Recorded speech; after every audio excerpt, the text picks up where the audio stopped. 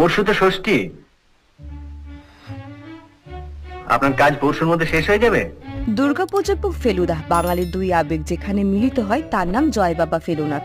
ফেলুদার পরিচয় বাঙালিকে নতুন করে দেওয়ার প্রয়োজন নেই, তবে দুর্গাপূজার প্রাককালে যেসব ছবি নিয়ে আমরা কথা বলছি তাদের মধ্যে জয় বাবা ফেলুনাথ অন্যতম।